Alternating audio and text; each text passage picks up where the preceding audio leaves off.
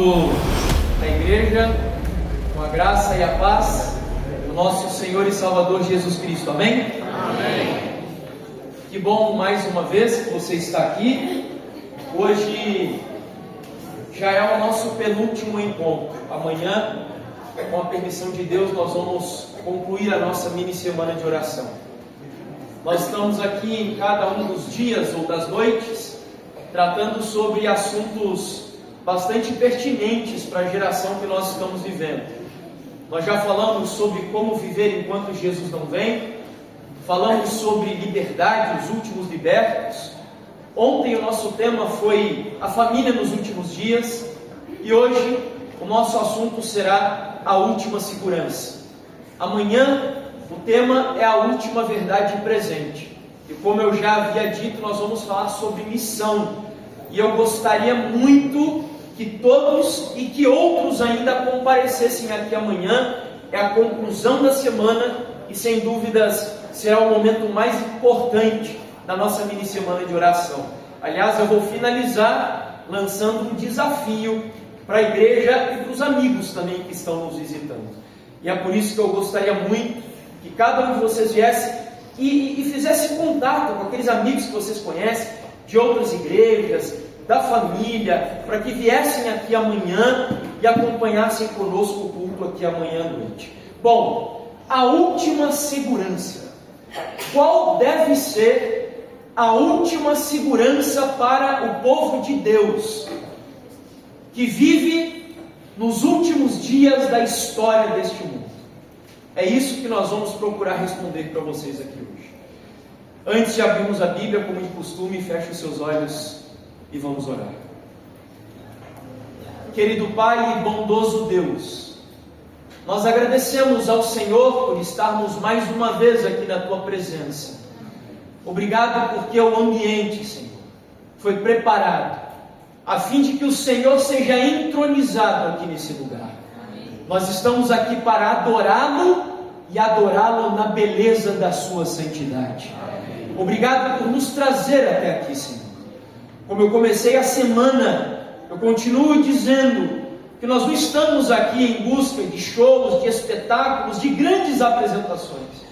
Nós estamos aqui atrás de renovação, atrás de uma palavra que produza em nós vida nova, nova esperança, novos valores, novos objetivos e um novo desejo renovado de buscarmos dar o nosso melhor aqui, a fim de que pela graça de Jesus estejamos prontos para morar no céu.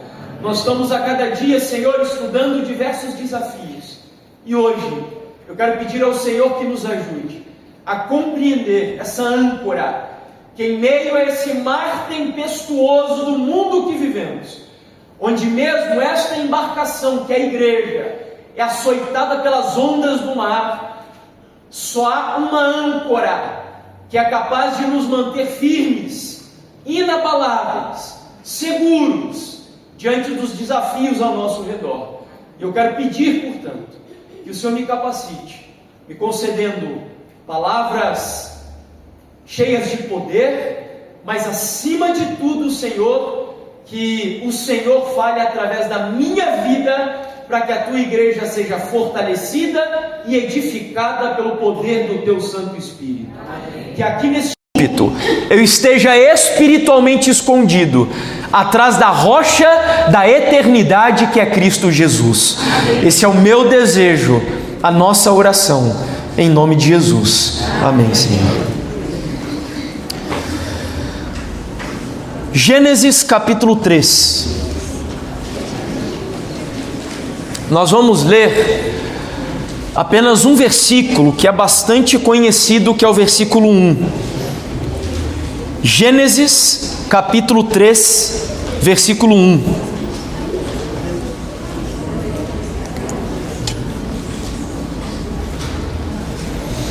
Eu vou ler o texto, irmãos, em duas versões diferentes.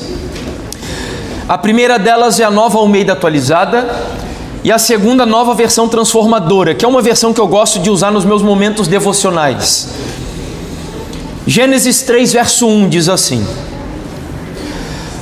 Mas a serpente mais astuta do que todos os animais selvagens que o Senhor Deus tinha feito, disse à mulher: é verdade que Deus disse: não comam do fruto de nenhuma das árvores do jardim? Agora eu vou ler na Nova Versão Transformadora. A serpente era o mais astuto de todos os animais selvagens que o Senhor Deus havia criado. Certa vez, ela perguntou à mulher: Deus realmente disse que vocês não devem comer do fruto de nenhuma das árvores do jardim?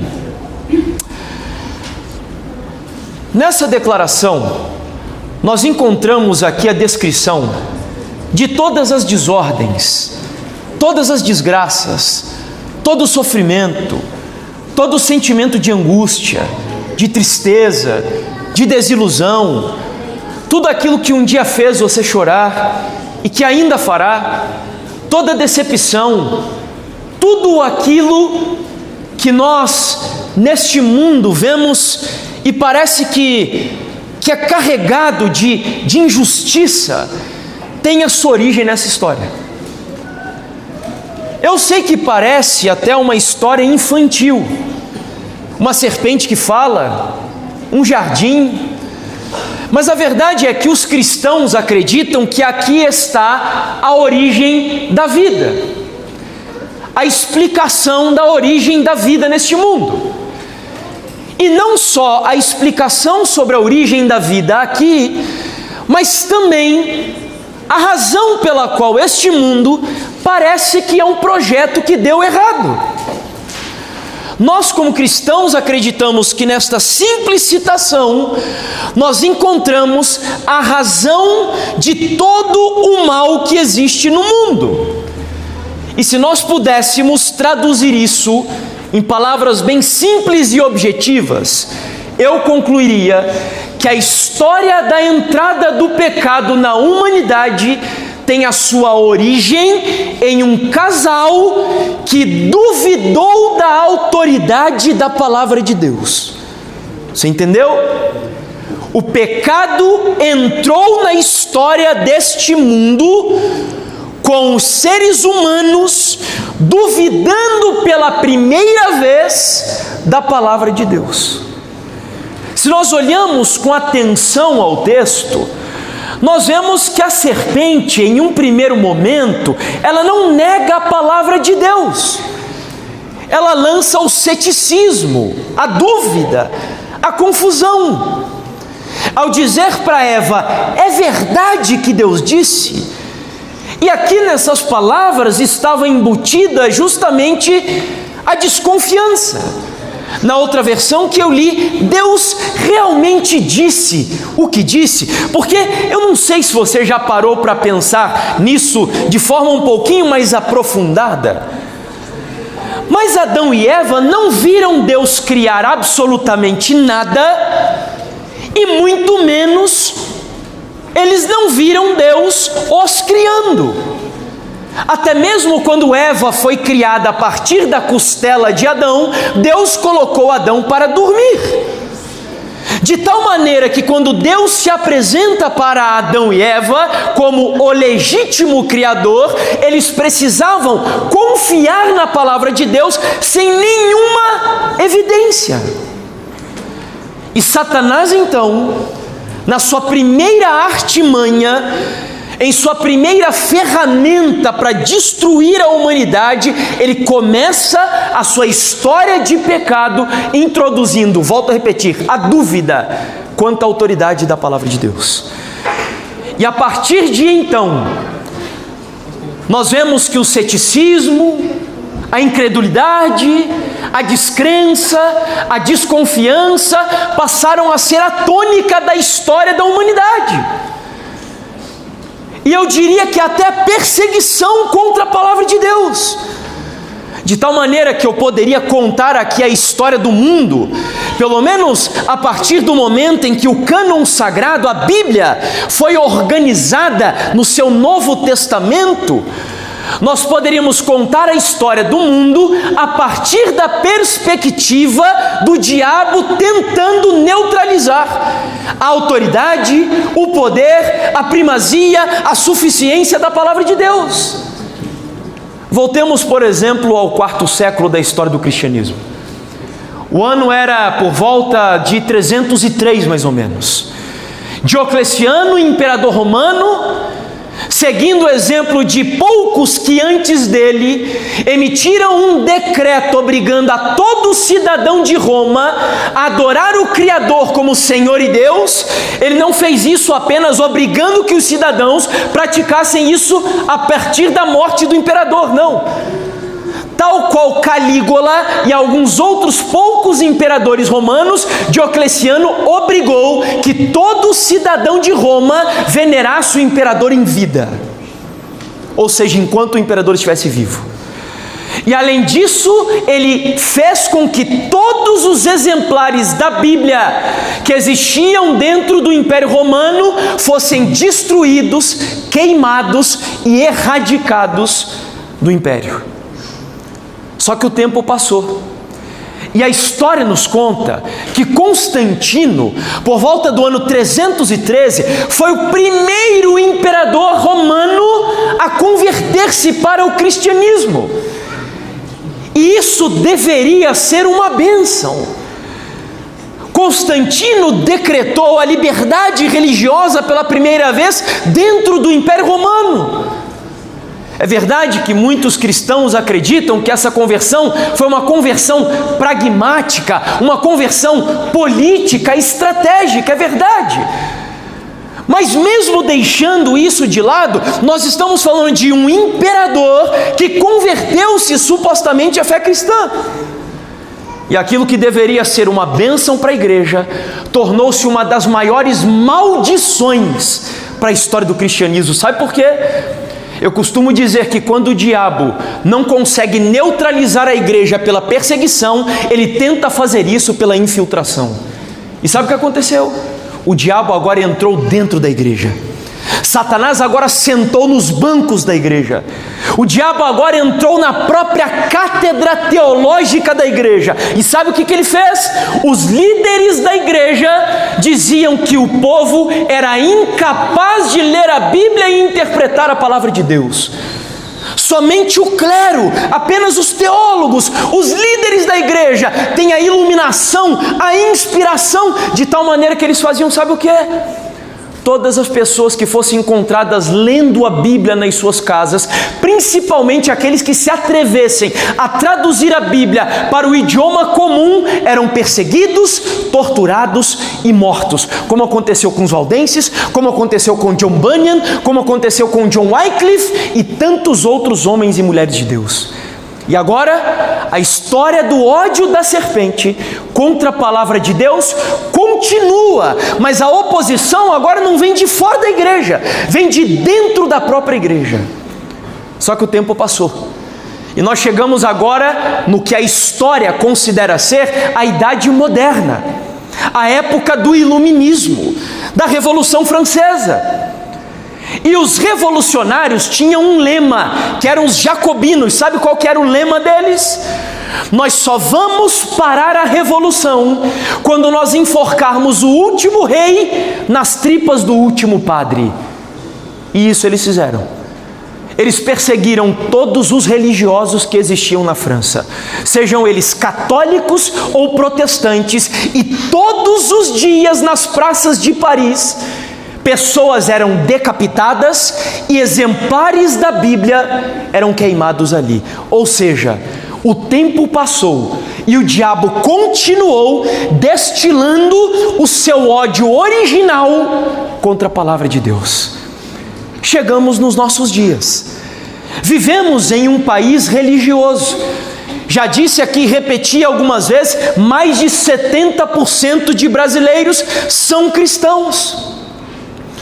Mas quando nós olhamos para a cultura do nosso país, aquilo que nós chamamos de cultura de massa, será que o Brasil, na sua produção cultural, através da sua arte, da música, das novelas, da literatura, do cinema e etc., será que o Brasil reproduz um discurso mais simpático à palavra de Deus? Será que hoje existe um respeito nesse país à autoridade, à suficiência, à primazia, à inspiração da palavra de Deus? Eu quero mostrar aqui 2 exemplos. Eu espero que a gente seja maduro para entender que nós não estamos expondo pessoas, porque até são pessoas públicas, e essas ideias foram e continuam sendo publicadas, socialmente. Então eu estou trazendo apenas para a nossa reflexão, para a gente ver o que tem acontecido no nosso dia a dia. Não é para nós odiarmos, não é para a gente, não, é para entendermos a cultura que nos cerca. E então a Xuxa há algum tempo fez o seguinte tweet, que agora, na verdade já há algum tempo é chamado de X, ou X, e ela disse assim, falando da Bíblia: hipocrisia isso se chama. Ninguém pode julgar ninguém. E se nós seguirmos a Bíblia, nós vamos apedrejar, matar tanta gente, sei lá. Está na hora de reescrever a Bíblia e tirar todo o ódio que está claro nessas palavras. Então nós temos aqui alguém que ou pelo menos que já foi durante um bom tempo, uma produtora de cultura na sociedade, propondo uma releitura, uma revisão e até uma reescrita da palavra de Deus. O Felipe Neto, que eu já citei aqui durante a semana, ele também se manifestou há algum tempo falando sobre a Bíblia no X, e disse: vocês, os cristãos, pegam trechos da Bíblia que agradam a vocês e vão encontrando razões para descartar outros trechos. Então, é muito fácil ler a Bíblia dessa forma, né? Porque vocês focam na porcaria de Levíticos, mano? Porque ficam voltando no Antigo Testamento, naquelas coisas ultrapassadas, completamente sem sentido nenhum de serem utilizadas no século 21. Vocês notam que o tempo passou, e mesmo vivendo em um país majoritariamente cristão, nós ainda encontramos esse discurso de ódio contra a palavra de Deus. Eu não estou dizendo que todos precisam acreditar nela, mas para aqueles que pelo menos não creem naquilo que eu creio como cristão, eles deveriam respeitar, assim como exigem respeito de nós. Mas o que vemos aqui não é um respeito, é uma proposta de releitura, de revisão e até uma certa rotulação de cristãos que acreditam nos absolutos da palavra de Deus como fundamentalistas. Mas a verdade é que nada disso me surpreende, porque o que esperar de um mundo que bebe o pecado como a água, de um mundo que escolheu Satanás como príncipe desse mundo? Não há como esperar nada melhor do que isso. O que me assusta de verdade não é isso, mas é o que nós vemos ocorrer dentro da igreja. E eu confesso a vocês que eu nunca imaginei ver discursos dessa natureza dentro da igreja. Nunca imaginei. Eu imaginava que haveria apostasia, pessoas abandonando a fé, pessoas rejeitando a fé, mas jamais imaginei que um dia haveria cristãos relativizando os absolutos da palavra de Deus. E aqui, por exemplo, eu trago um sermão que foi pregado por um pastor, inclusive, que eu não sei se eu digo admirava ou admiro sua oratória, muitas mensagens bonitas. Ele não é adventista, mas tinha mensagens extraordinárias, até que de uns tempos para cá começou a fazer declarações minimamente perigosas, que relativizam esses absolutos da palavra do Senhor, que de alguma forma lançam desconfiança contra a palavra de Deus. Essa semana, acho que foi semana retrasada, na verdade mesmo, eu vi eu não sei se era uma pastora, não sei se era, mas era uma pregadora, em uma igreja, acusando muitos cristãos protestantes de praticarem o mesmo pecado que nós falamos que os nossos irmãos católicos cometem, que é o pecado da idolatria. E esta pessoa dizia: vocês protestantes são idólatras. E eu fiquei ouvindo o raciocínio dela, e ela disse: vocês são idólatras, sabe por quê? Porque vocês adoram um livro, vocês são bibliólatras, vocês adoram a Bíblia, e nós não somos seguidores de um livro. E esse é mais ou menos o discurso desse pastor. E num sermão pregado há algum tempo ele disse assim: a ética bíblica reflete uma estrutura de sociedade daquele tempo, daquele mundo, daquela época. E não dá para a gente pegar um texto que foi escrito 4.000 anos antes, 3.000 anos, 2.000 anos, e trazer para hoje, aplicando literalmente o que esse texto está dizendo, sem perceber que nas suas linhas a Bíblia é o quê? Insuficiente. Mas lembra que eu disse para vocês que tem sempre o verniz. Mas nas suas entrelinhas, na revelação que traz a respeito do Cristo ressurreto, a Bíblia explode promovendo uma grande revolução, uma grande transformação no mundo. Então a gente precisa fazer o quê? Atualizar a Bíblia. E ele conclui: não é possível tratar a Bíblia como um livro que revela verdades absolutas. Porque nós não somos seguidores de um livro, nós somos seguidores de Jesus Cristo. Amém, igreja? Opa! Eu gosto dessa parte do sermão, que eu sempre pego uma galera no pulo aí. Amém? Não, é misericórdia. É misericórdia. Sabe por quê? Porque o diabo é sutil.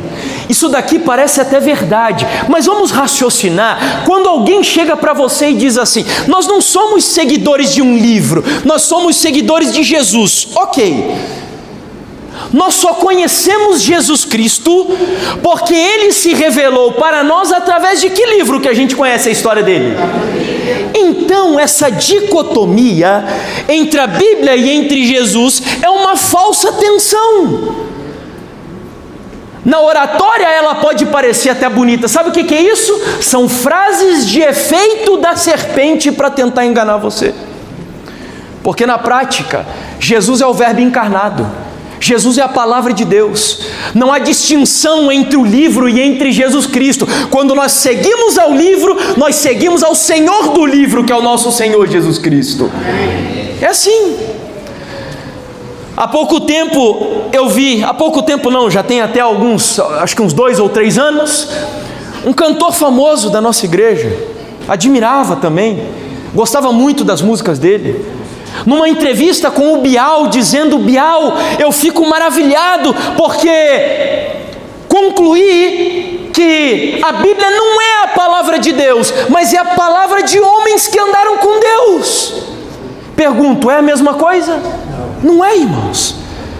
Nós como cristãos, como adventistas do sétimo dia, ou você que está aqui nos visitando hoje, assembleiano, mesmo católico, batista, metodista, presbiteriano, se você é da congregação cristã, se você é pentecostal, nós acreditamos que a Bíblia não só contém a palavra de Deus, mas ela, do Gênesis ao Apocalipse, é a palavra de um Deus todo-poderoso. E esses discursos estão ganhando terreno, estão seduzindo de maneira especial jovens, que olham para a Bíblia de uma outra maneira, que duvidam hoje até se o relato do Gênesis é literal. Sabia disso? Tem cristãos, inclusive hoje, há um livro até que foi publicado pela editora Vida Nova, se não me engano, onde ela tenta desmascarar os enganos do evoteísmo. Sabe o que é o evoteísmo? São cristãos que acreditam em Deus, mas ao mesmo tempo tentam harmonizar isso com o evolucionismo, e que dizem que os milagres de Jesus não são literais, e que dizem que a história do Gênesis não é literal, que Adão e Eva nunca existiram, e por aí vai. O segundo exemplo vem do nosso meio adventista do sétimo dia. E há algum tempo, essa página, eu não sei quem são os autores da página, embora tenha as minhas desconfianças, mas eles começaram a publicar, apesar de se autodenominarem adventistas, coisas que não tem nada a ver com a nossa fé. E aí eu mandei uma mensagem para eles dizendo, amigos, irmãos, me digam uma coisa, vocês se dizem adventistas, mas vocês acreditam realmente no que diz a primeira crença fundamental da Igreja Adventista do Sétimo Dia? E para quem não sabe, a primeira crença fundamental da igreja é sobre a inspiração da Bíblia. E aí eles me deram esta resposta que está aí. E disseram assim: a palavra de Deus está na Bíblia, mas nem tudo o que está na Bíblia é a palavra de Deus. O filtro, o parâmetro que define o que é palavra e o que é escritura é Jesus Cristo. Por isso eu o chamo de chave hermenêutica. O Evangelho são as lentes sob as quais a Bíblia deve ser lida. E é dessa forma que nós entendemos o que é humano e o que é divino nas Escrituras. Você está entendendo a natureza da batalha na qual nós estamos envolvidos? Há uma luta. E o veneno da serpente continua sendo destilado tanto na sociedade como na igreja. Dúvidas. No século XX, por exemplo, um grande dramaturgo irlandês chamado George Bernard Shaw chegou a dizer o seguinte: a Bíblia é o livro mais perigoso da história, mantenha-o trancado, longe dos seus filhos e jogue a chave fora. Eu quero dizer para você que eu até poderia concordar com ele. Em partes eu concordo com ele. Porque se a Bíblia não for aquilo que ela diz ser, a Bíblia é um livro perigoso. Aliás, dentro do seu país, tem pessoas que usam a Bíblia como ferramenta de manipulação de massas, especialmente em épocas eleitorais. Eu me lembro, para a gente não ficar aqui nem de um lado e nem do outro, vou usar aqui os dois exemplos. Me lembro que um dos candidatos aí, venerados e cultuados pela cristandade brasileira, usou um texto bíblico destituído do seu contexto, dizendo: conhecereis a verdade e a verdade os libertará. E muitos começaram a entender que esta verdade é a verdade política. Mas por outro lado, no outro espectro político, também tiveram aqueles que usaram 1 Coríntios 13, o capítulo do amor, para dizer que o amor venceu. Ferramenta de manipulação. E é por isso que eu concordaria em partes com o que ele está dizendo. Mas se por outro lado a Bíblia é um livro que ela diz ser, que tem autoridade, que é inspirado por Deus, nós não precisamos ter medo desse livro. Aliás, eu gosto muito de um raciocínio feito pelo C.S. Lewis, que é chamado de trilema de Lewis. Sabe por quê? Porque tem muitos cristãos hoje até politicamente corretos, que tentam mostrar Jesus e a Bíblia para a sociedade como se Jesus fosse um grande líder moral. Jesus era uma espécie de Buda, Jesus é uma espécie de Dalai Lama, o que ele ensinou é muito bom e vai até aí. Ou seja, o cristianismo é mais uma boa religião. E sabe o que o C.S. Lewis diz? Jesus só pode ser uma das três coisas: ou Jesus era um maluco, ou Jesus era um mentiroso, ou Jesus era Deus de verdade. Porque alguém dizer eu sou a ressurreição e a vida, ou ele mentia, ou ele não batia bem, ou então ele era aquilo que ele dizia ser. E eu, meus irmãos, acredito que o meu Senhor Jesus e a palavra que Ele me deu é a palavra de um Deus todo-poderoso. E se necessário for, eu quero que Deus me dê fé e que essa fé seja transmitida a você, para que a gente morra. O cristão, ele não mata para defender a palavra de Deus, mas o cristão, se preciso for, ele morre para defender a palavra do nosso Deus. Bom, no entanto, a verdade é que esse livro, a Bíblia, tinha tudo para ser o livro mais fracassado da história do mundo. Pelo tempo que levou para ser escrito, pela quantidade de pessoas que escreveram. Meus irmãos, são 40 autores. Tem gente aqui que escreveu que era pescador, até outros do nível de filósofo. como o caso de Moisés. Como é possível um livro tão diverso ser tão uniforme? A Bíblia tinha tudo para dar errado. E aliás, nós estamos falando de um livro aqui, que se consideramos o Antigo Testamento, mais de 3.000 e tantos anos. E você nunca se perguntou se o livro que você tem aí na sua mão, com o texto que está nas suas mãos hoje, não foi alterado? Você realmente confia que aquilo que está no livro de Deuteronômio, que é exatamente o mesmo texto que saiu das mãos de Moisés, você confia nisso, sim ou não? Sim. Mas por que você confia nisso? Por que você confia nisso? Fé. Mas sabe que hoje nós temos até evidências que atestam a confiabilidade deste livro? No livro, por exemplo, de Aleph a Ômega, o Dr. Rodrigo Silva cita algo incrível ao dizer assim, graças a diferentes critérios acadêmicos e laboratoriais, podemos dizer que temos em mãos praticamente o mesmo conteúdo dos livros canônicos originais, da forma como saíram das mãos dos autores inspirados. Posso ouvir um amém, igreja?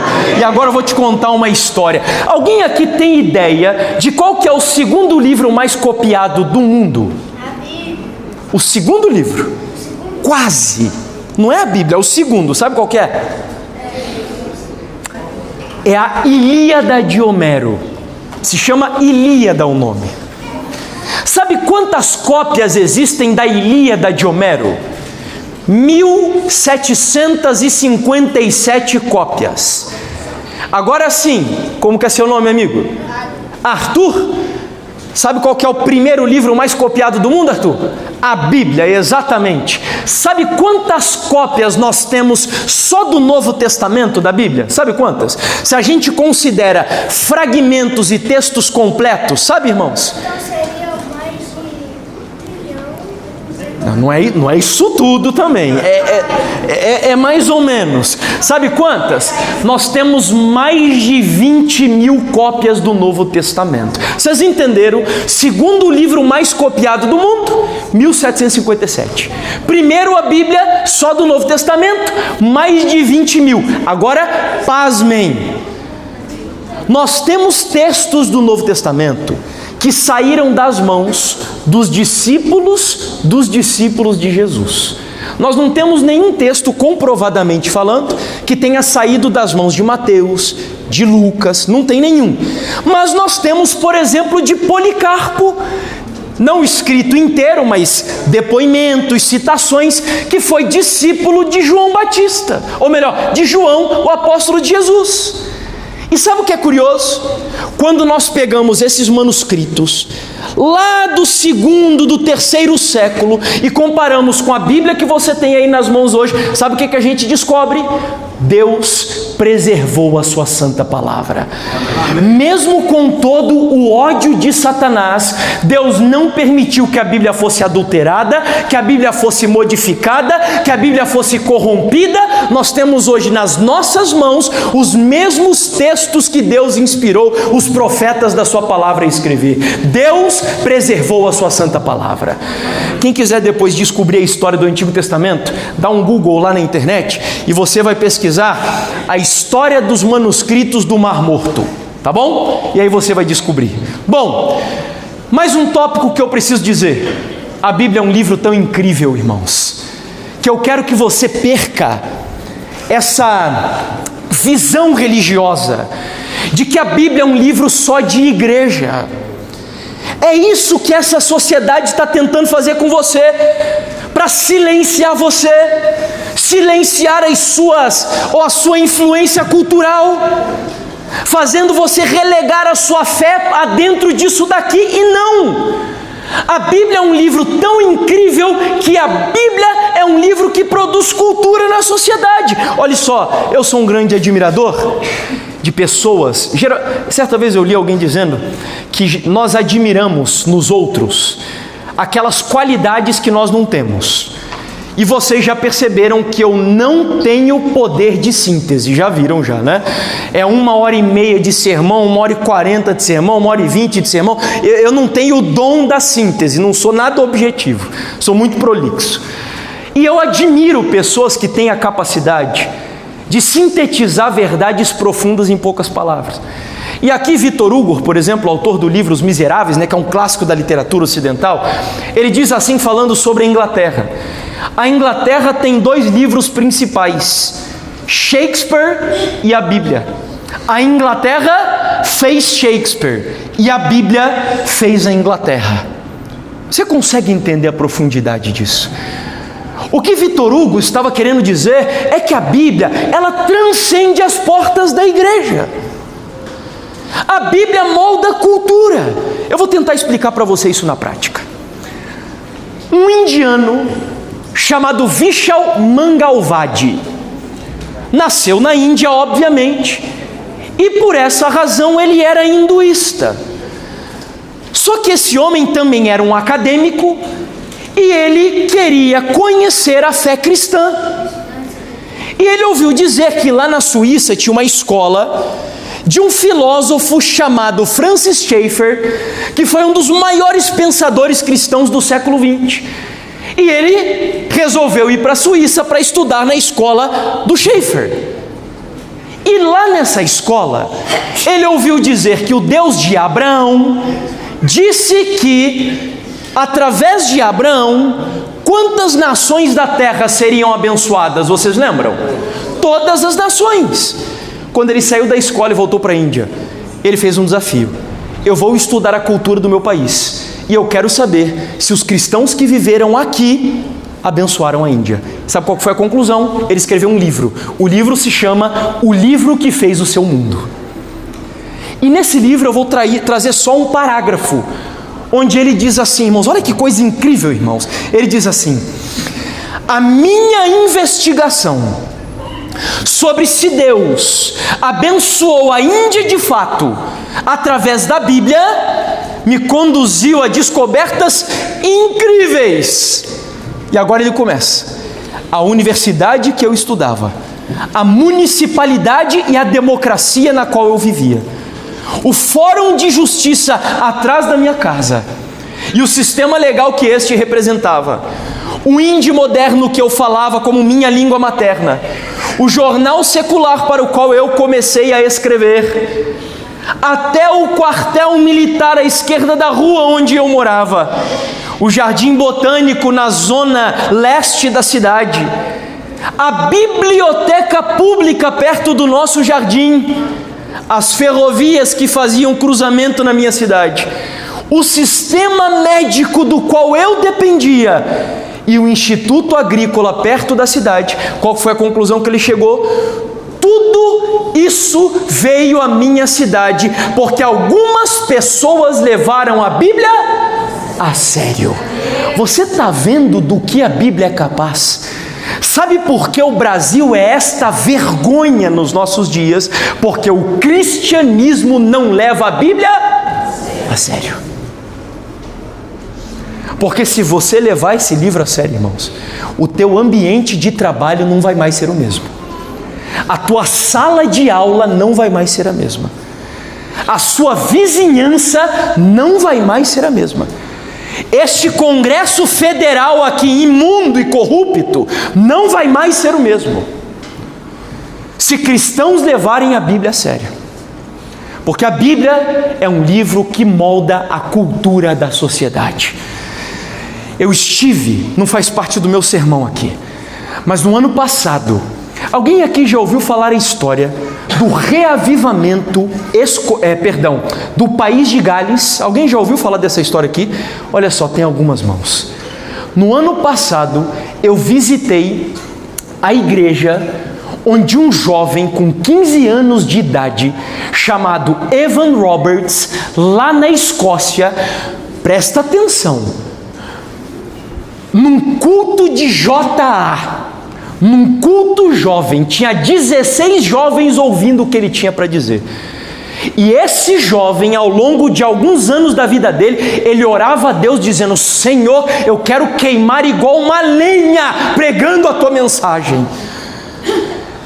E o dia que esse jovem queimou, ele pediu para o pastor reunir os jovens da igreja dele.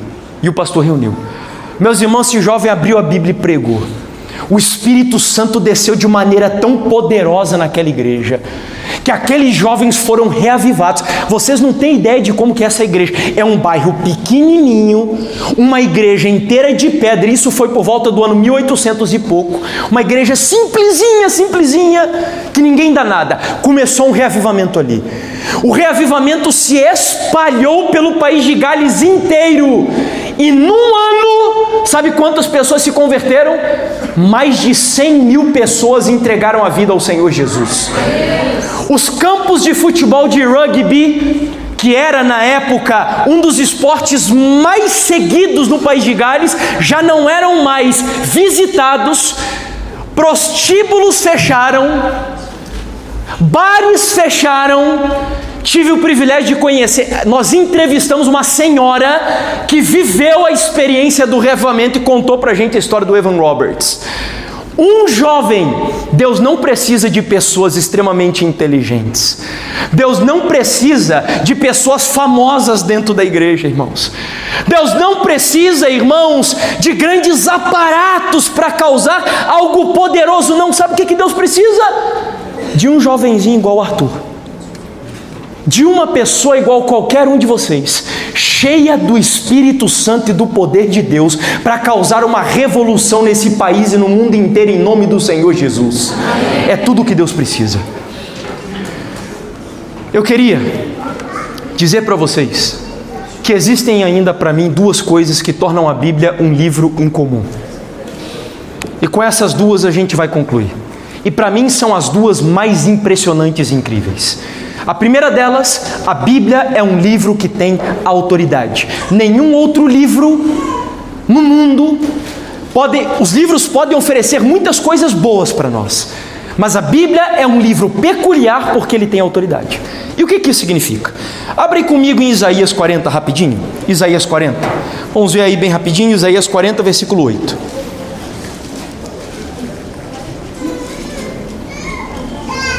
Isaías 40, versículo 8. O texto diz assim, ó: é bem conhecido, a erva seca e as flores caem, mas a palavra do nosso Deus permanece para sempre. Amém, irmãos? O que esse texto me mostra? Que a Bíblia é um livro que tem autoridade, que a palavra de Deus tem autoridade. E o que significa ter autoridade? Significa que a Bíblia, ela tem o direito de determinar na vida do cristão princípios, valores, moral, regras absolutas que transcendem o tempo e o lugar onde você vive. Vou tentar explicar isso para você na prática. Hoje tem pessoas que chegam e dizem assim: sexo antes do casamento não tem problema nenhum, porque a cultura hoje mudou. Os cientistas até incentivam as pessoas a praticarem sexo antes de se casar e dizem que é bom, porque aqueles que se relacionam vão ter a oportunidade de se conhecerem sexualmente. Então, na visão dos cientistas, é melhor você se relacionar antes, para que você veja se você tem sintonia química com seu par. Pergunto: a Bíblia tem verdades absolutas sobre sexo, sim ou não, irmãos? Tem ou não tem? Sexo é bênção ou não é bênção? E qual que é a única condição na qual o sexo é bênção de Deus? Depois do casamento, não é verdade? Ou seja, onde nós queremos chegar? Culturas mudam, homens mudam, até mesmo o pensamento científico muda com o tempo. Mas no meio dessas mudanças, a palavra absoluta de Deus permanece para todo sempre. Amém. Isto é autoridade. Não importa o que o mundo que você vive, a cultura que você vive diga.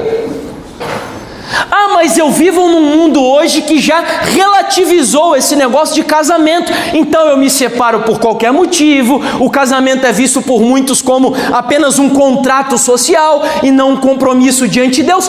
A autoridade. A Bíblia diz que aquilo que Deus uniu, não o quê? Está entendendo? Essas são as verdades absolutas. Por exemplo, a Bíblia tem verdade absoluta sobre administração financeira, sim ou não? Sim. Tem ou não tem, irmãos? O dízimo, por exemplo, é mandamento ou é conselho? É mandamento ou é conselho? Por que nós cremos que o dízimo é mandamento? Porque Malaquias diz que aquele que não dizime e não oferta está fazendo o que contra Deus? Está roubando, e roubo é transgressão de mandamento. Então, de maneira bem simples, é mandamento. Ah, mas irmão, você está defendendo isso daí porque você vive do dízimo da igreja. Eu já disse aqui para vocês que eu não vivo dos dízimos da igreja. Já disse para vocês que eu vivo pela fé. Eu creio nos dízimos e nas ofertas, porque eu creio nos absolutos da palavra de Deus. Ah, mas irmãos, as pessoas da igreja, os líderes da igreja, os tesoureiros desviam e vez ou outra surge aí algum escândalo e tal. Meus irmãos, Deus é o Senhor dessa igreja. Acreditem nisso. Tem injustiças, tem problemas, tem Acabes dentro da igreja, sim. Mas quando Elias viu a chuva descer do céu, ele tinha todo o direito, como homem de Deus, de meter o dedo na cara de Acabe e dizer: você é um sem vergonha. E o que Elias fez? Vocês lembram da história? Elias, descalço, correu na frente do carro do rei, conduzindo o rei até a cidade de Jezreel, que era onde ficava o trono do rei. Elias sabia que Acabe estava errado, mas Elias entendia que enquanto ele estivesse na igreja, que a igreja era de Deus, e ele estava ali para fazer uma coisa, sabe o que era? Servir. Servir. Confie em Deus. Confie nos absolutos da palavra de Deus. O apóstolo Paulo leva isso tão a sério que ele chega a comparar a Bíblia, sabe com o quê? Os oráculos de Deus. No livro de Romanos. E sabe o que eram os oráculos na época dos romanos, do Império Romano? Nenhuma pessoa da elite de Roma se atrevia a fazer nada sem consultar os oráculos, irmãos. Quando Paulo compara a Bíblia com os oráculos de Deus, Paulo está incentivando você a consultar a Bíblia para tudo na tua vida. Olhe para a história de Ló. Nós admiramos Ló, vemos Ló como um grande homem de Deus. Só que Ló perdeu toda a sua família porque ele escolheu um lugar para morar que não era da vontade de Deus. Você está entendendo?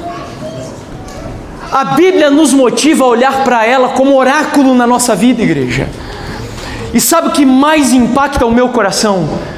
É saber que os reformadores deram a vida para defender essa verdade. Quando nós olhamos para a história da reforma, esses homens viveram em uma época cuja igreja ensinava que para você ser salvo, para você ser perdoado, você precisava do clero, precisava da instituição, precisava do Papa, precisava pagar indulgência. E a reforma existiu, sabe para quê? Para mostrar que a Bíblia é suficiente para a fé de cada um dos cristãos. É só a Bíblia, é só Jesus Cristo e nada mais. Não é Jesus e mais o Papa, não é Jesus e mais o pastor, não é Jesus e mais o seu dízimo, e não me interprete mal, não é Jesus e mais o sábado ou o domingo, não, é só Jesus. Ele é o alfa e o ômega, o princípio e o fim. Ele é o Senhor dos senhores, o Rei dos reis. Jesus é a porta das ovelhas. Ele é o bom pastor. Ele é a luz do mundo, o pão da vida. Ele é a água da vida, a ressurreição e a vida, igreja. Jesus é o bom pastor. Jesus é a raiz de Jessé. Jesus é Siló, é Emanuel, Deus conosco, Pai da eternidade, Príncipe da paz. Jesus é o princípio e o fim, o autor e o consumador da nossa fé, é aquele que nós aguardamos vindo nas nuvens dos céus em poder e grande glória, e os reformadores deram a vida para mostrar que nós, como cristãos, devemos ter a Bíblia como única regra de fé e prática, e só Jesus é o Senhor e o Salvador da vida de cada um de nós. Amém. É assim, irmãos, a Bíblia, a palavra de Deus. Muitos dizem que nós adventistas somos... olha só, essa frase de Lutero eu acho ela extraordinária. E Lutero dizia assim: qualquer ensinamento que não se enquadre nas Escrituras deve ser rejeitado, mesmo que faça chover milagres todos os dias. Sabe o que Lutero queria dizer com isso? Um cristão não vive com base naquilo que ele vê. Um cristão vive com base naquilo que está escrito na palavra de Deus. Ela é a regra da nossa vida. E eu vou para o último ponto agora. Eu disse para vocês que há duas coisas sobre a Bíblia que para mim tornam ela um livro incrível, irmãos. E o primeiro é que ela tem autoridade. E sabe qual que é o segundo? Eu acho que nós deveríamos trazer mais esse tema para o púlpito da igreja. A Bíblia é um livro que tem poder. Leia comigo o Salmo capítulo 33. E esta vai ser a nossa última citação. Salmo capítulo 33, versos 8 e 9. Salmos capítulo 33, versos 8 e 9. O que significa dizer que a Bíblia é um livro que tem poder? Que toda a terra tema o Senhor, que tremam todos os habitantes do mundo, porque Ele falou, e tudo o que é igreja? Tudo se? Ele ordenou e tudo passou a existir. Ou seja, esse texto fala sobre a palavra de Deus, mas não é sobre a palavra de Deus escrita, é sobre a palavra de Deus falada. Agora eu quero que você me ajude. Você acha que tem alguma diferença no poder da palavra de Deus escrita e no poder da palavra de Deus falada, sim ou não? Eu quero sair daqui bem convencido de que você entendeu. Você acha que tem alguma diferença? Você acha incrível Deus chegar ex nihilo, no latim significa do nada, e Ele dizer assim, a terra estava uma bagunça, e Ele começou, haja luz, e a luz veio. Separa o firmamento em cima da terra e as águas debaixo da terra, e as coisas começaram. Deus não mexeu um dedo, Ele falava e as coisas aconteciam. Vocês acham isso incrível, sim ou não? Sim. Algum ser humano é capaz de fazer isso? Agora, volto a perguntar. Você acha que o poder de Deus na sua palavra falada é o mesmo através da sua palavra escrita, sim ou não? Sim. Ok, agora eu vou te explicar isso na prática. Davi, o salmo de arrependimento mais incrível que eu já li na Bíblia, Salmo 51. Davi chegou para Deus e disse assim: cria em mim, ó Deus, um novo o quê? Coração. Aí você vai para Gênesis, e sabe como que Gênesis começa? Quem lembra? Primeira declaração de Gênesis, no princípio o quê? Deus criou os céus e a terra. Ou seja, o verbo criar de Gênesis também aparece no Salmo 51. E quando você vai no idioma original, você vê que é o mesmo verbo bará. Sabe qual foi a intenção de Davi? Olha aqui para mim agora e entenda o que eu quero transmitir. Se você esquecer de todo esse sermão, você precisa levar isso dentro do seu coração. Sabe o que Davi entendeu, irmãos? Pai, com o mesmo poder que com a tua palavra o Senhor colocou ordem no meio do caos, beleza no meio da feiura, luz no meio das trevas, Eu quero que o Senhor entre no meu coração adúltero, imundo e pecador, e que o Senhor transforme o meu coração num coração semelhante ao teu. E isso aconteceu na vida de Davi, sim ou não? Davi, a Bíblia diz que transformou-se no homem segundo o coração de quem, igreja? Sabe o que isso significa? Que se você acreditar pelo poder da palavra de Deus, Deus pode, Deus quer e Deus vai transformar a tua vida em nome de Jesus. Não importa quem você seja. Sabe o que nós hoje acreditamos em milagres na igreja, né? Nossa, irmão, Deus mudou a vida daquela pessoa. Era uma prostituta, era um bêbado, era um fumante inveterado e uau, incrível. Mas a gente para por aí. E sabe o que eu tenho visto hoje dentro da igreja? Pessoas que são avarentas e que acham que não tem problema nenhum viver assim o resto da vida.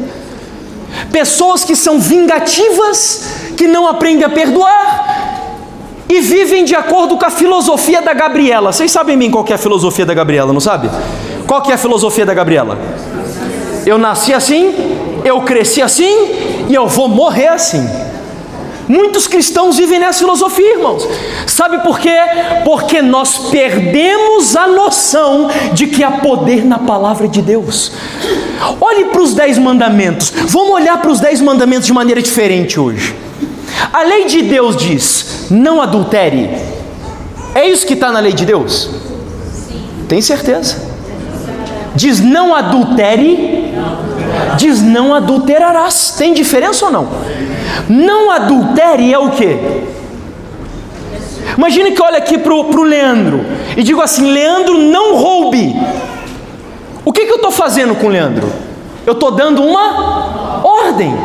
Mas quando Deus olha para o Leandro, para mim e para você, e diz: tu não adulterarás, Deus não está dando uma ordem, Deus está fazendo uma promessa, igreja.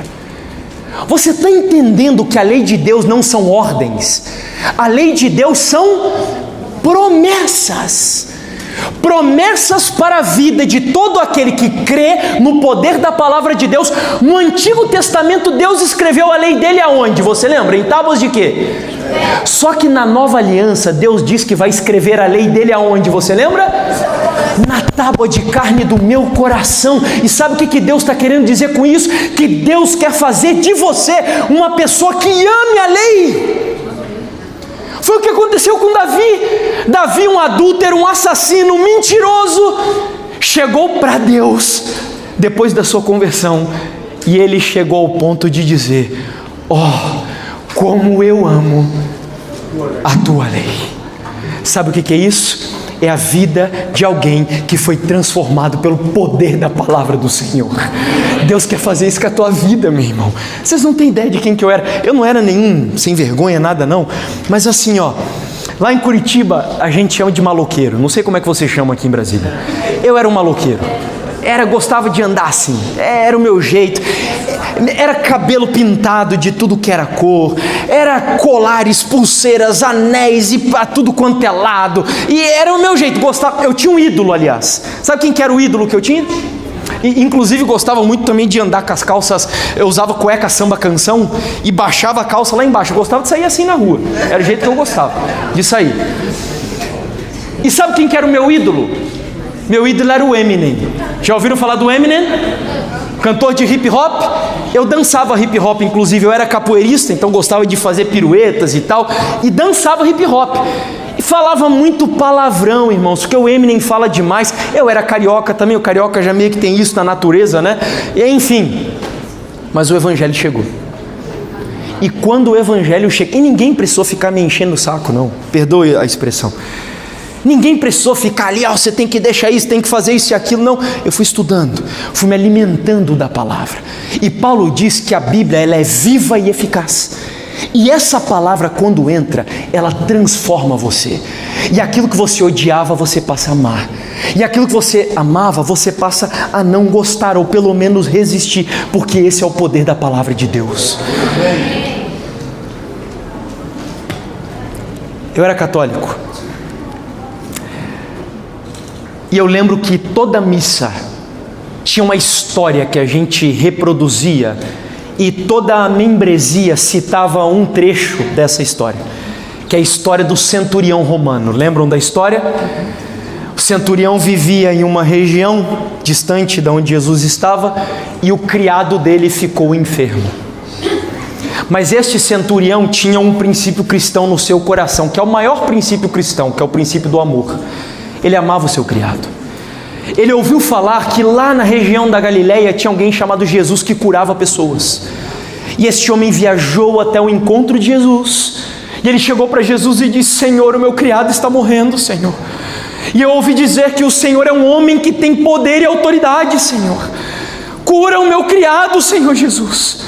E Jesus disse para ele: ok, eu vou curar, eu vou até a tua casa. E esse criado olha para ele e diz: não, Senhor, não, o Senhor não vai até a minha casa, porque eu sou um homem que tem autoridade, e abaixo de mim tem 100 soldados que obedecem tudo que eu digo. Eu falo e eles obedecem, e eu sei que o Senhor tem autoridade na tua palavra. Aí vem o trecho que eu repeti várias vezes quando eu era coroinha na missa. O centurião olha para Jesus e diz assim: Senhor, eu não sou digno que o Senhor entre na minha casa, mas diga uma só palavra e será salvo. Sabe o que esse centurião romano entendeu? Que existe poder na palavra de Deus. E diferente de mim, quando eu prometi para a Bruna, minha esposa: amor, vou casar com você, coloquei uma aliança no dedo dela. Se eu ficasse de braços cruzados, a minha palavra não valia nada, porque nós seres humanos, além de falar, nós temos que agir. Agora Deus, quando Ele diz alguma coisa, ou quando Ele escreve alguma coisa, Deus não precisa mexer um dedo, porque na palavra dEle há virtude e há poder.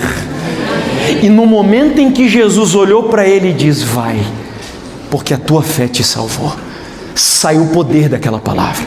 O criado dele foi curado naquele exato momento. E não houve só cura naquela casa, houve salvação naquela casa. Porque aquele que crê no poder da palavra de Deus não é só transformado, é salvo para morar no reino dos céus. Deixa eu perguntar uma coisa: quantos aqui desejam viver uma vida de santidade? Digam amém aí. Amém. Sabe o que Jesus disse? Pai, santifica-os na verdade, porque a tua palavra é a verdade. Quantos aqui desejam ter nojo do pecado? Digam amém. Amém. Sabe o que a Bíblia diz? Escondi a tua palavra no meu coração para não pecar contra ti. Quantos desejam experimentar um reavivamento poderoso na sua vida? Diga amém. Amém. Sabe o que aconteceu com a história de uma criança de 8 anos chamada Josias? Sabe o que aconteceu? Ele achou um rolo do livro de Deuteronômio escondido, que o povo ignorava na época do seu reino. E essa criança, quantos anos você tem, Arthur? 10 anos, era mais novo que o Arthur. 8 anos de idade. Essa criança pegou esse livro, pregou esse livro diante da sua congregação, e o reino de Judá experimentou uma transformação poderosa, meus irmãos. Isso é o que Deus é capaz de fazer com pessoas que acreditam no poder da sua palavra. Eu precisava experimentar isso na minha vida. Já são 9h25. Vocês querem que eu termine a minha história hoje? Sim. Sim? Sim ou não? Sim. Tem certeza? Sim. Não? Ó, a maioria ganhou. Amanhã? Vocês vêm amanhã? Vocês vêm amanhã? Vou falar rapidinho. Bem rapidinho.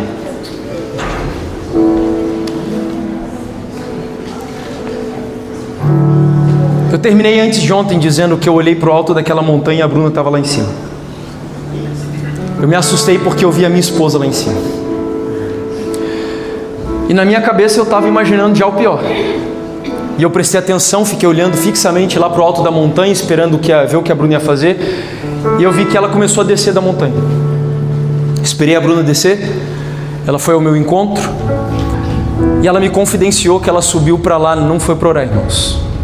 Ela subiu para lá pensando em tirar a própria vida dela. Ela estava sofrendo tanto que ela já não estava mais aguentando o sofrimento lá no deserto. Só que lá em cima ela lembrou, ela pensou em Deus, pensou na família, ela orou, ela buscou a Deus. E Deus deu forças para ela enfrentar talvez um dos momentos mais difíceis da vida dela.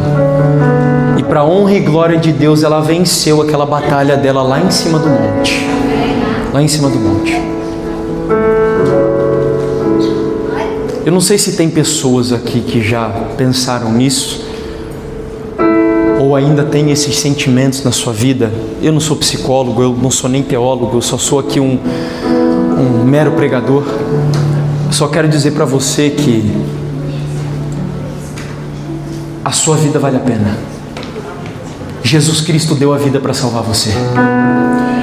Eu não entendo a tua dor e ninguém aqui entende a tua dor, e nós seres humanos, às vezes a gente, no desejo de demonstrar empatia, chega, eu sei o que você está passando, e a verdade é que ninguém sabe o que outra pessoa passa, porque as nossas dores são nossas, de mais ninguém.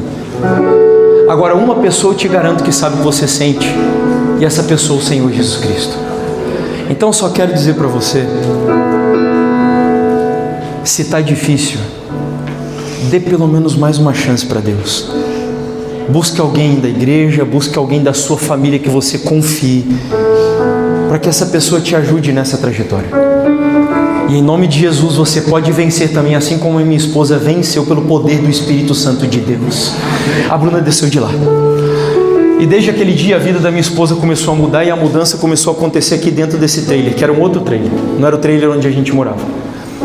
Esse daqui era o local onde a gente se reunia para estudar e para fazer as refeições, era um barracão, né? E aqui dentro tinha um diretor, onde ele reunia os alunos que passavam um ano trabalhando para estudar só no outro ano, porque esses jovens ficavam lá sem fazer nada. E aí a minha esposa começou a estudar aqui dentro junto com ele, e a vida da Bruna começou a mudar, irmãos. Eu fiquei espantado. Eu pregava todo sábado, quase toda quarta-feira, na minha igreja que eu cuidava em Curitiba. Nunca havia acontecido aquilo com a vida da Bruna. A Bruna começou a levantar de madrugada para orar, preparar estudo bíblico, dar estudo bíblico, e aquilo me chamou a atenção. O que a minha esposa está ouvindo ali, que está mudando a vida dela? Aí um dia eu saí das minhas aulas, que eu assisti aqui, e fui para cá. E aí eu sentei na escada do trailer e fiquei ouvindo os 10 minutos finais de uma aula que ele estava dando. Ele estava ensinando sobre o que significa temer a Deus. Fiquei com o coração impactado, decidi, amanhã eu vou assistir a aula inteira dele. Ele ia falar sobre o que significa dar glória a Deus. Resumindo uma história longa, o que aconteceu ali dentro daquele trailer mudou a nossa vida para sempre.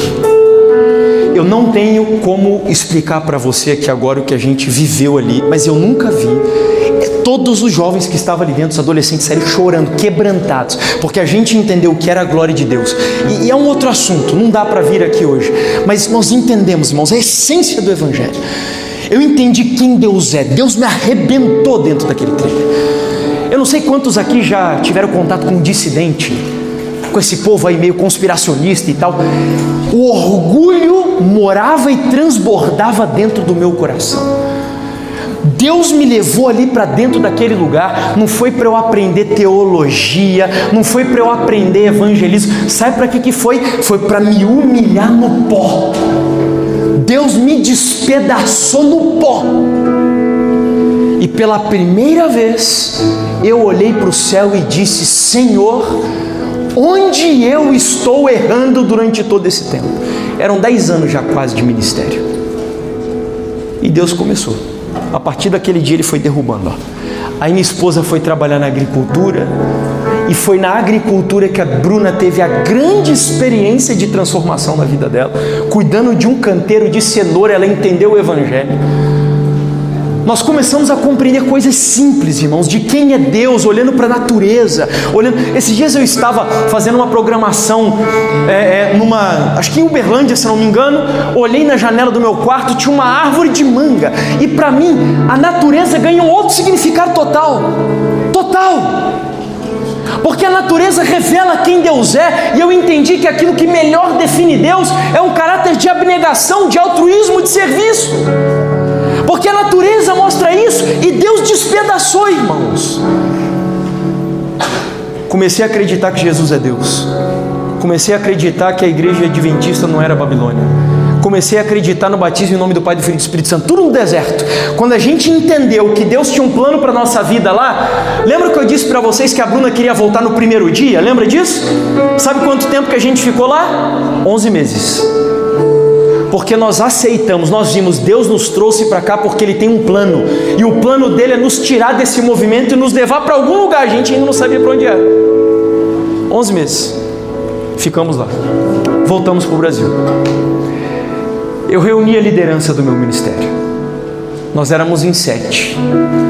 Eu disse para eles: olha, esse ministério não cresce, porque a bênção de Deus não está aqui, a vontade de Deus não está sendo feita aqui. Falei para eles o que eu ainda tinha dificuldades com o Espírito Santo. E aí rachou. 4 saíram, 3 permaneceram. Eu e o meu sogro, nós não voltamos para a igreja ainda. A gente ficou. Eu combinei com o meu sogro o seguinte: olha, a gente vai continuar cuidando da nossa igreja. Só que agora todas as pessoas que ouvirem o que a gente fala, ao invés de trazer para a nossa igreja, a gente vai indicar para a igreja adventista. Mas nós vamos continuar cuidando das nossas ovelhas aqui. E nisso eu comecei a viajar pelo Brasil. Nós tínhamos grupos espalhados em Brasília, Rio de Janeiro, São Paulo, Florianópolis, Espírito Santo. E cada grupo que eu visitava, eu falava: a gente está errado, essa não é a vontade de Deus. E por onde eu passava, rachava, irmãos. E aqui em Brasília não foi diferente. Até que, num ano, eu vim em Brasília 3 vezes. A primeira, me reuniram um grupo de umas 70 pessoas numa escola, e eles tudo estavam esperando que eu voltasse do deserto. Eles ligavam para minha sogra: nós queremos que o Jefferson venha pregar aqui. Minha sogra disse: quando ele voltar do México, eu planejo a agenda dele. E eu voltei e vim para cá. Só que o pessoal já achando que é descascar a igreja e falar contra o Espírito Santo. Cheguei aqui e eles viram que a minha cabeça estava mudada. E nesse grupo, dessas 70 pessoas, tinha algumas pessoas que estavam meio ali em cima do muro. Me chamaram para vir pela 2ª vez. Vim pela 3ª vez. E nessa 3ª vez eles chamaram 3 anciãos do Guará para ouvirem o que eu tinha para dizer. Esses anciãos eram da igreja, obviamente. Aí eu preguei, terminou a programação. Um dos anciãos chegou para mim e disse: cara, o que você está fazendo fora da igreja? Por que você não está na igreja? E eu sabia por quê. Faltava a questão do Espírito Santo ainda. Voltei para casa, comecei a estudar a fundo esse tema, me convenci dele. E aí um pastor, de lá do interior do Paraná, de Londrina, eu tinha visitado a família dele no Espírito Santo, que eram antitrinitarianos. Só que quando eu cheguei lá no Espírito Santo, eu disse as coisas que eu aprendi no deserto para eles. E aí eles viram que eu estava com a cabeça mudada, falaram para esse pastor lá de Londrina. Esse pastor me ligou. Esse pastor também era um ex-dissidente. E ele disse: Jefferson, já sei da tua história, e eu vou batizar você e a Bruna. Ninguém vai batizar vocês, eu quero batizar vocês. Vocês vêm para cá, para Londrina, vocês vão ficar hospedados na minha casa e eu vou batizar vocês. Sabe o que eu fiz? Fui escondido dos membros da minha igreja, que eu cuidava com o pastor. Peguei minha esposa no carro, viajei até Londrina. Minha esposa ainda não estava muito convencida do Espírito Santo. O pastor, de maneira amorosa, estudou com ela. E enfim, no dia 15 de novembro do ano de 2015, para a honra e glória de Deus, a Bruna e eu tomamos a decisão mais importante da nossa vida. Nós somos batizados na Igreja Adventista do Sétimo Dia, irmãos. 15 de novembro. E neste ano, em novembro agora, no dia 15, porque eu considero que o meu ministério começou quando eu me batizei, eu completo 10 anos de ministério dentro da Igreja Adventista. E o meu ministério tinha tudo para dar errado, tá? Considerando de onde eu vim, o nome que eu tinha, eu pensei até em mudar o nome algumas vezes, porque para aqueles que não sabem, Verdade Presente é um nome muito manchado aqui no Brasil, cheio de movimento dissidente que usa esse nome e tal. Pensei em mudar, mas Deus não, Jefferson, vá. E Deus foi cuidando de mim, Deus foi me sustentando. Deus usou a vida de um médico desviado da igreja nos 2 primeiros anos do meu ministério. Ele depositava todo mês R$2.500 na minha conta, irmãos. Todo mês. E foi ele que me ajudou a me manter no ministério no começo, porque no começo ninguém me conhecia. E de onde eu vim, a desconfiança era tremenda. Tinha uma irmã da minha cidade, só para você ter ideia, quando eu ia pregar em Curitiba, ela ligava para os pastores de Curitiba dizendo assim: pastor, eu conheço esse cara, ele é um lobo, ele vai tirar as ovelhas da igreja, da tua igreja. E aí o meu pastor tinha que ir lá apaziguar, Fala, não, Jefferson era dissidente, ele era antitrinitariano, mas ele foi recebido na minha igreja. Nós estamos cuidando dele, a gente está ajudando ele. E foi assim. E hoje para mim é uma honra estar aqui, falando dessa palavra que eu amo, nesta igreja que eu creio, e deste Jesus que eu espero voltar nas nuvens dos céus. Sabe o que eu mais almejo? Que o Espírito Santo de Deus desça como torrentes de água sobre a igreja, e que a palavra do nosso Deus seja pregada pelo povo nessa geração, para abreviar a volta de Jesus e ele venha logo nas nuvens dos céus. O Elias vai cantar uma mensagem agora. Ontem a gente falou sobre família, e eu queria fazer um desafio para você, irmão e irmã. A gente falou sobre o pastoreio do homem, do pai. Eu queria desafiar você a levantar o altar da palavra de Deus dentro da tua casa. Eu não sei qual que é o sacrifício que você vai ter que fazer, mas em nome de Jesus, para que cultura cristã seja produzida na sociedade, eu quero te desafiar a estudar a Bíblia todos os dias, abrir a Bíblia, a palavra de Deus, que dentro do seu lar essa lâmpada volte a brilhar em nome do Senhor Jesus, seja de manhã, seja de madrugada, à tarde, à noite, eu não sei, você vai separar a melhor hora.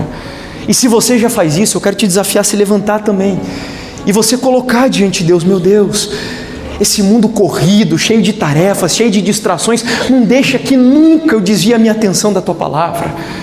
Que ela seja a minha vida, que ela seja o meu pão, que ela seja o meu alimento, e que a tua palavra escrita, ela ganhe vida no meu coração, para que eu experimente, e a vizinhança onde eu moro, e a escola onde eu estudo, e o trabalho onde eu exerço, que as pessoas ao meu redor experimentem o poder da palavra de Deus, através da minha vida, em nome de Jesus. Amém? Eu só não falei ao longo do sermão, mas eu acho que todo mundo entendeu. Qual que é a nossa última segurança nesse mundo, irmãos? A palavra de Deus. Feche os seus olhos e vamos orar. Querido Pai,